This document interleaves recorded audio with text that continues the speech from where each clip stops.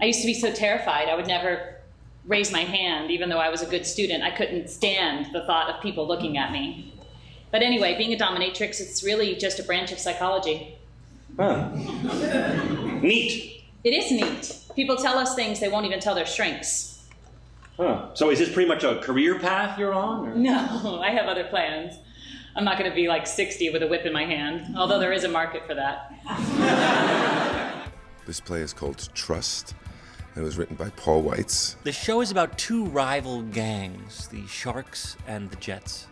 And really it's about the celebration of dance. Trust is about a guy named Harry who sort of has everything. He has a wife, myself. He has a ton of money. But it's bringing him no joy, no happiness. And so in an attempt to bring something into his life, he walks into an S&M parlor and he meets me.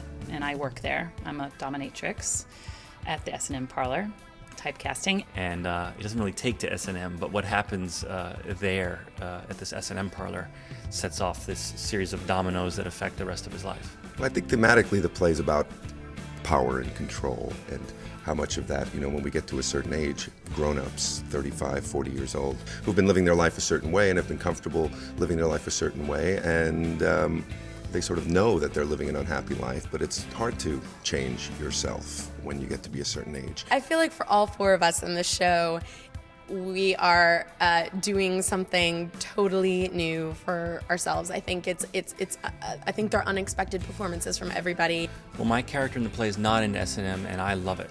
So that's hard for me to pretend that I don't like being spanked. Sutton plays a very nice woman, and we all know that she's pretty evil in real life. Bobby's very nice, plays mean on stage, and Ari plays a little Jewish on stage, and in real life, total goy. Just kidding, mega Jew.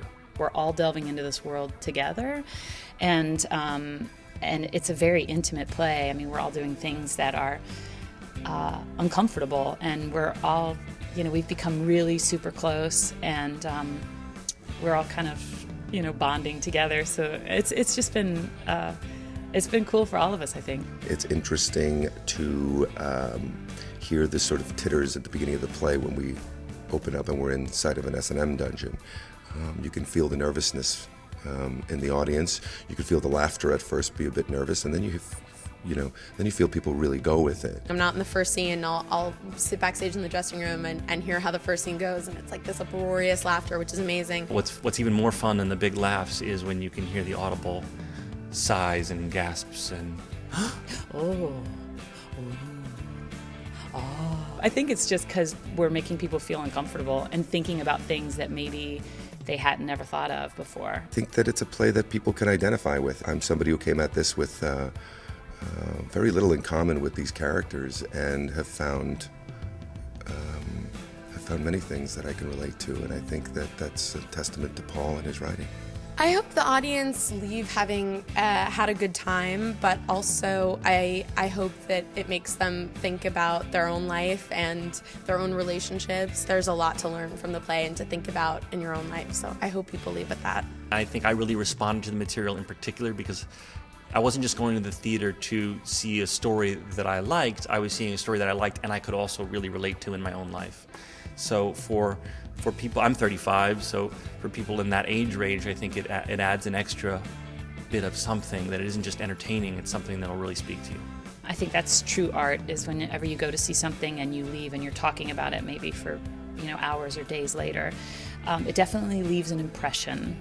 And I think that's reason to see anything. I get it. This isn't actually your wife. You're smooth, Harry. You're a smooth, creepy little bitch. You're not his wife. You're an imposter. What? What is going on here? Harry, why did you drag me over here? There better be a good reason. Look at her dress. Ugh. Who are you? Is this to prove to me that you actually do have a friend? That's pretty pathetic, Harry. What do? Hire you to pretend to be his friend? Okay, so she is your wife.